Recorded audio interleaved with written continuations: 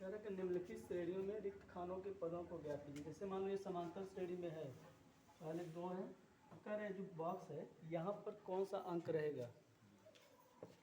पहली बात तो यह समांतर श्रेणी में तीनों है, अभी हमें कौन सा नंबर रख दें कि तीनों क्या हो जाएं, समांतर श्रेणी में सेटिस्फाई करें। तो सबसे पहली बात, अगर सवाल को हल करते हैं तो ध्यान से देखेंगे पहले नंबर को।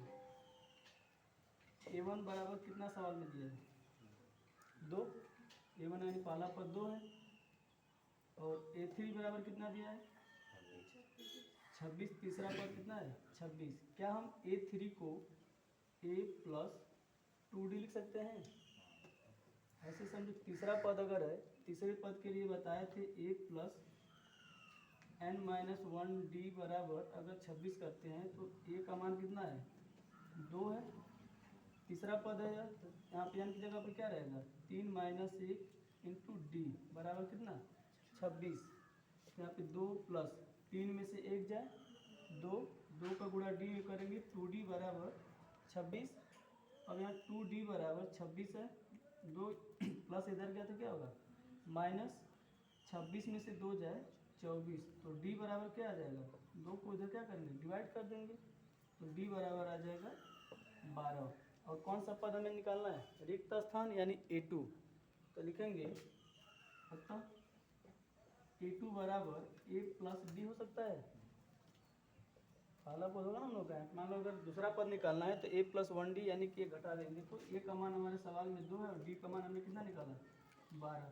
यानी a2 बराबर कितना आ गया, 14 होगा बस। यानी कि जो बॉक्स में हमारा आंसर होगा कितना होगा, 14 होगा।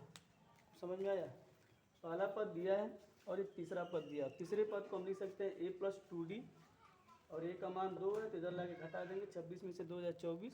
2d है तो 2 को डिवाइड कर देंगे 2 से, तो 24 को 2 से डिवाइड करेंगे तो आ जाएगा 12, यानी d का मान 12 आ गया। तो दूसरा पद क्या होगा, a प्लस डी, a का मान 2 और d का मान 12, यानी a2 बराबर हो जाएगा 14, यानी रिक्त स्थान में 14 आएगा।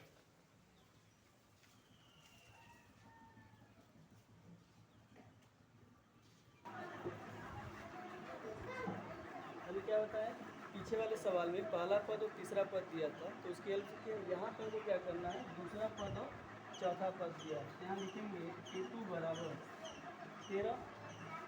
a2 को क्या हम लोग a प्लस b बराबर 13 लिख सकते हैं। ये बनेगा समीकरण नंबर 1। और ये जो 3 है ये कौन सा नंबर का है, चौथा पद है, यानी कि a4 बराबर 3। तो a प्लस चौथा पद है तो क्या a प्लस 3d लिख सकते हैं। बात समझ में आ रहा है कि नहीं, बार बार करें, एनवा पद वाला फॉर्मूला यूज करोगे a plus n minus 1 D. वैसे शॉर्टकट में डायरेक्टली यहाँ पे चौथा पूछा 3d कर दे रहे हैं, बराबर कितना होगा 3। समीकरण नंबर 2।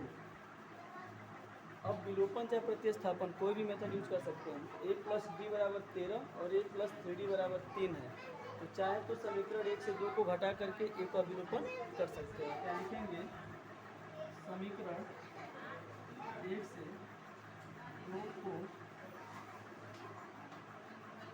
घटाने पर, तो समीकरण 1 को पहले उतार लेते हैं, a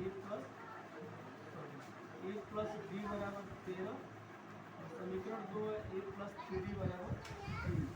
हटाने पर है तो साइन बन जाएगा, ये दोनों कट जाएंगे और d यानी 1 में से 3 घटाएंगे तो कितना आएगा, माइनस 2d और 3 में से 13 में से 3 जाए 10, तो d बराबर आएगा 10 डिवाइड बाई माइनस 2, तो d बराबर आएगा माइनस 5।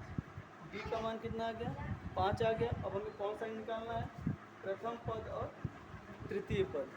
तो अगर हमें पहला पद निकालना है लिखेंगे d बराबर माइनस 5 समीकरण 1 में प्रति स्थापित करने पर, यानी समीकरण 1 में d का मान लिखेंगे। समीकरण 1 हमारा है a प्लस d बराबर 13, a का तो a रहेगा, d का मान कितना निकालें, माइनस 5।